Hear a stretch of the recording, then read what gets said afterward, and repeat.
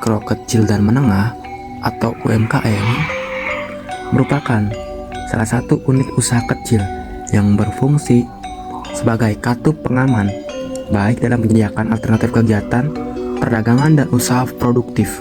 UMKM sendiri ditetapkan oleh Undang-Undang Nomor 20 Tahun 2008. Cirebon dikenal sebagai kota udang. Dari dahulu sejak sekarang, oleh-oleh yang terkenal di Cirebon yaitu kerupuk udang. Namun, berbeda dari yang lain, kerupuk panggang B. Arul ini dibuat dengan tidak digoreng, melainkan disangrai menggunakan pasir.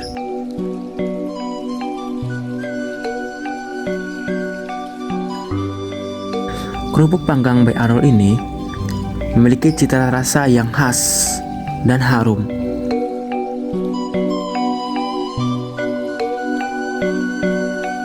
Kerupuk panggang B. Arul didirikan pada tahun 2012, beralamat di Kecamatan Harjamukti, Kota Cirebon. Kerupuk panggang B. Arul memiliki berbagai rasa dan varian, yaitu ada varian rasa bawang, rasa original, rasa pedas. Selain itu, kerupuk panggang B. Arul ada varian terbaru yaitu varian stick dengan rasa pedas dan rasa bawang. Kerupuk panggang B. Arul ditemukan di toko oleh-oleh Kota Cirebon. Selain itu, kerupuk panggang B. Arul banyak ditemukan di kota-kota seperti Kota Malang, Kota Batu, Kota Bandung, Kota Jogja, dan lainnya. Kerupuk panggang B. Arul dapat ditemukan di tempat-tempat tersebut dengan rasa yang enak, lezat, dan tentunya cocok disandingkan dengan makan. Assalamualaikum warahmatullahi wabarakatuh. Waalaikumsalam warahmatullahi wabarakatuh. Kami di sini dari kelompok kewirausahaan dari kelas konsentrasi OSDM yang diampu oleh Miss Nelia Variani Siregar. Yang pertama, saya akan memperkenalkan terlebih dahulu. Nama saya Muhammad Rifal Syahrudin dengan nomor NPM 122020347. Saya Ersindia Prilianti dengan NPM 119020523. Saya Jennifer Colin dengan NPM 120000381. Nah, di sini kami akan mewawancarai salah satu wirausaha yang bergelut di kerupuk udang panggang. Di sebelah saya yaitu ada Bapak Syahrul. Ya, perkenalkan saya Pak Arul sebagai owner dari usaha dagang P. Arul, di mana produksi adalah berbagai jenis kerupuk yang dimatangkan dengan cara disangrai, jadi tanpa minyak goreng. Ya. Nah, baik, yang pertama kita mulai ke wawancara saja ya Pak. Ya, Langsung. boleh, mangga. Di sini teman-teman bisa lihat di sini ada salah satu olahan yang sudah tidak asing yaitu kerupuk udang panggang. Tapi karena kerupuk biasanya digoreng, tapi berbeda dengan kerupuk ini. Kerupuk ini yaitu disangrai atau di oven menggunakan pasir. Nah, yang berbeda dari yang lain. Nah, baik, kita langsung saja mewawancarai dari owner kerupuk udang panggang yaitu Bapak Arul.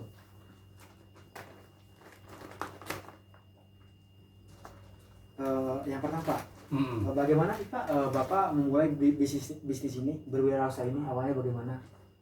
Awalnya sih coba-coba ya, coba dari uji coba ini kita coba titipkan di warung makan, ternyata jalan laku.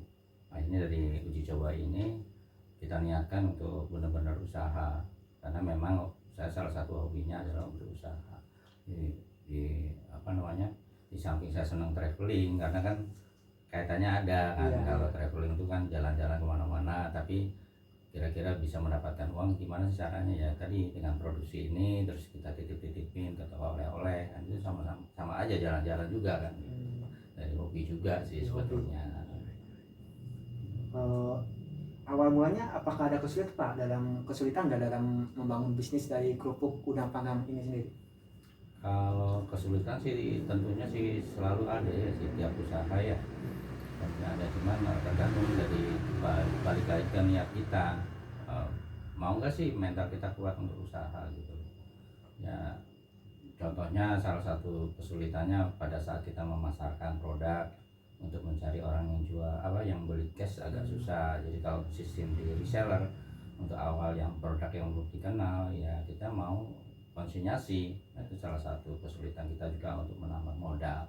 Tentunya harus perlu modal banyak kalau sistem konsinyasi, karena ada beberapa outlet yang harus kita cover ya, kita kunjungin untuk menjual produk kita gitu. Selanjutnya Pak, di produksi di kerupuk Cibong kan banyak Pak, terutama di daerah Tengah Tani kan banyak Pak, ada kerupuk melarat sebagainya. Nah, tentunya itu banyak pesaing kan Pak. Nah, kira-kira bagaimana sih Pak cara Bapak melakukan strategi itu untuk menghadapi strategi pemasaran untuk menghadapi para pesaing? Yang pertama mungkin dari dalam ya, itu adalah untuk produk kita sendiri dulu. Ya. Artinya produk kita ini harus yang kualitasnya yang harus bagus dibanding produk yang lain ya. Kedua, kita cara memasarkannya, marketingnya, plannya seperti apa sih? Apakah targetnya di satu area sendiri dulu, kota kita, terus nanti sistemnya virus ke kota-kota yang lain, di mana yang menaruh produknya di tempat oleh-oleh atau outlet oleh-oleh yang pengunjung yang paling banyak. Nah, itu salah satu strategi di mana supaya produk kita dilihat mereka konsumen yang banyak berkunjung dan mereka mau beli. Nah, kalau setiap outlet kita ada berapa outlet, itu bisa meningkatkan omset secara tidak langsung. Itu salah satunya. Jadi memperbanyak atau selalu menambah outlet reseller.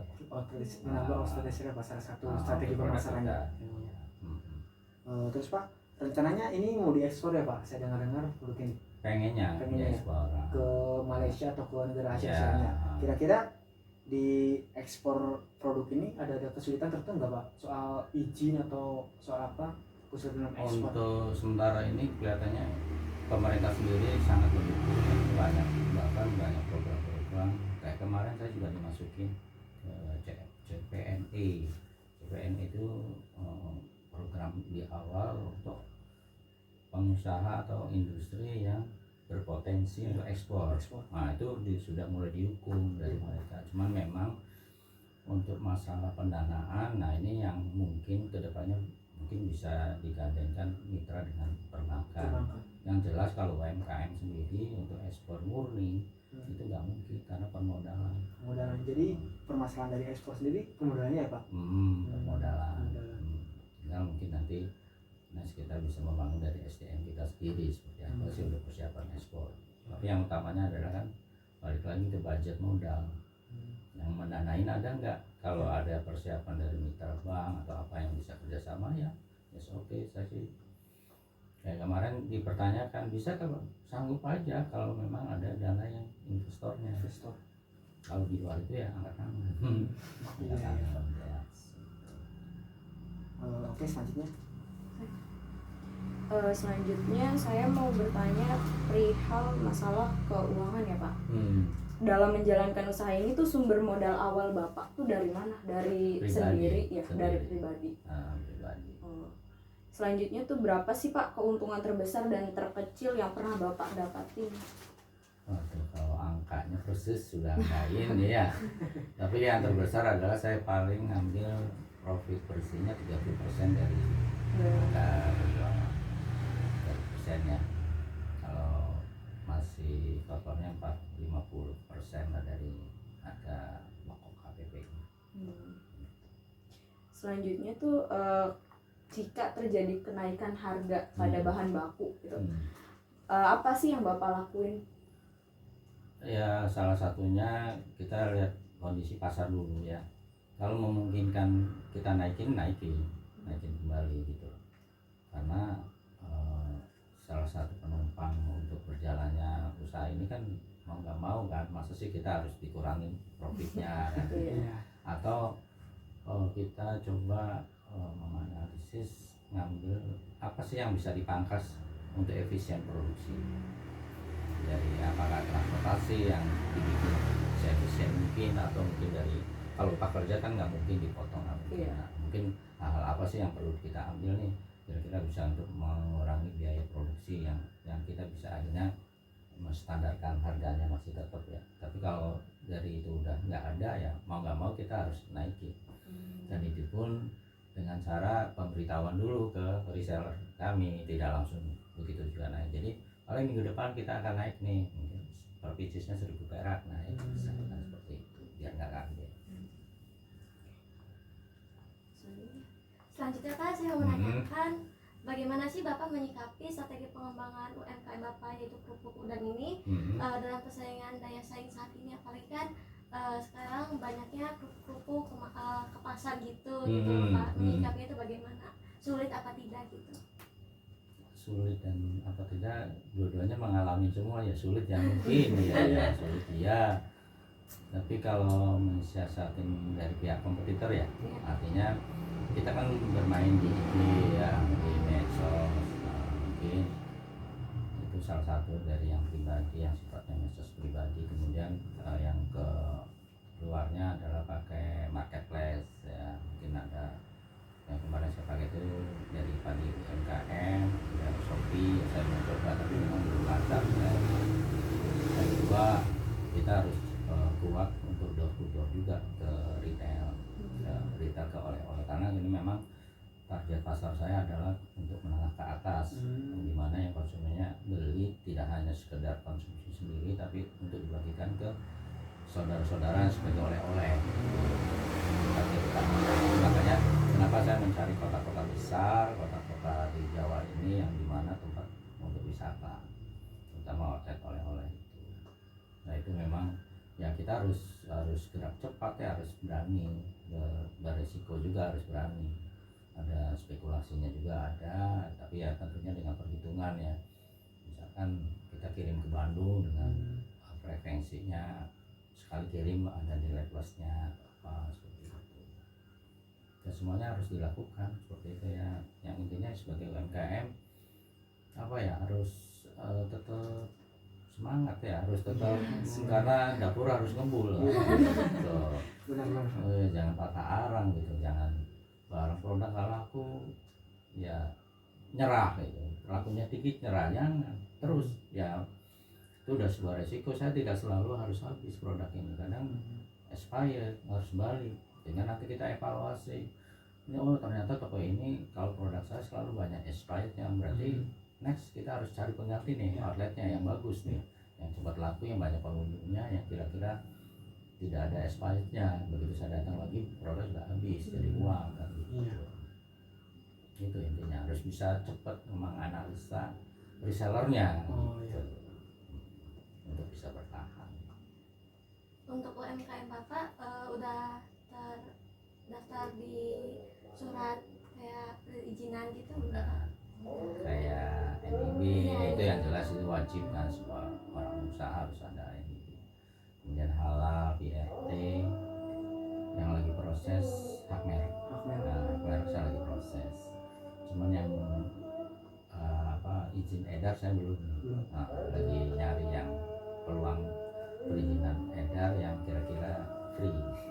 Kan ini semuanya free dari pemerintah, karena saya sering ikut program-program.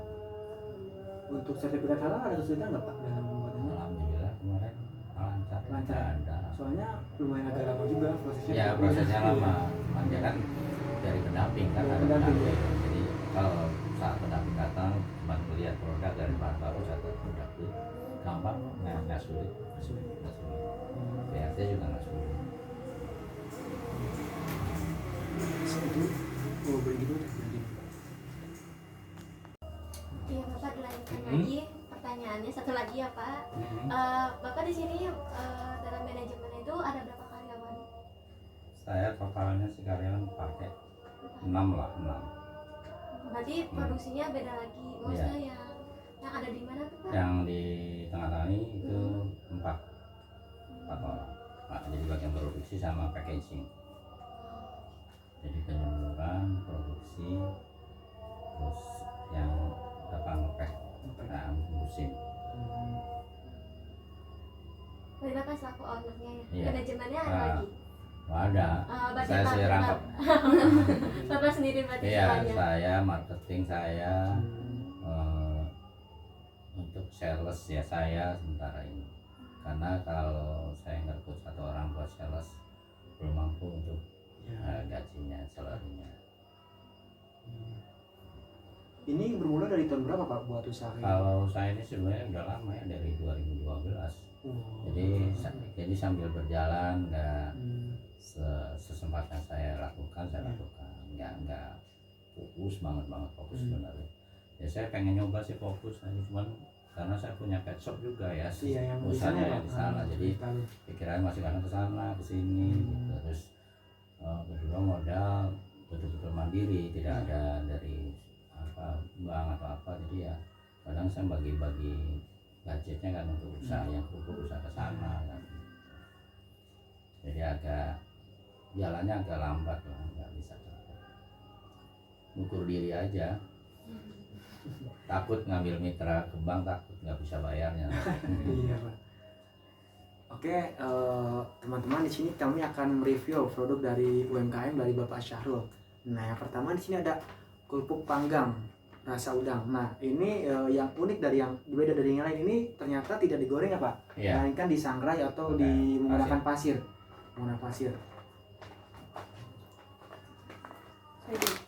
Selanjutnya di sini juga Pak Arul menyediakan kerupuk udang panggang berbentuk stick. Jadi di sini tuh ada rasanya ada original sama pedas. Nah, pedasnya dari kehabisan. Selanjutnya. Dan mungkin lebih unik lagi di sini kerupuk panggang juga ada varian jengkol ya Pak ya. Iya, yang varian Bisa jengkol. dilihat. Yang varian jengkol, mangga kan gitu. Nah, di sini juga ini menggunakan plastik yang bagus, jadi akan tahan lama. Ini expirednya berapa lama Pak? 3 bulan. 3 bulan. Terus ada satu lagi yang premium itu, yang terbaru, punten Pak, barangkali di sana, yang biru. Ya, iya. Nah, itu yang premium untuk. Nah, ini ada kemasan yang terbaru ya, yang premium ini. Untuk minimarket. Untuk minimarket. Kalau boleh tahu ini berapa Pak dijual di pasar? Ini jual pasar sekitar 20-an, dan ini sudah nilai gizinya sudah tercantum. Di sini juga ada nilai gizinya, jadi ini lengkap banget, udah lengkap banget. Lengkap. Makanya ini yang siap untuk ekspor ini. Nah, ini ternyata ini mau diekspor ke negara-negara Asia nih. Yang ini teman-teman bisa kita lihat. Di sini ada nilai gizi, ada sertifikat halal, ada PRT, udah lengkap.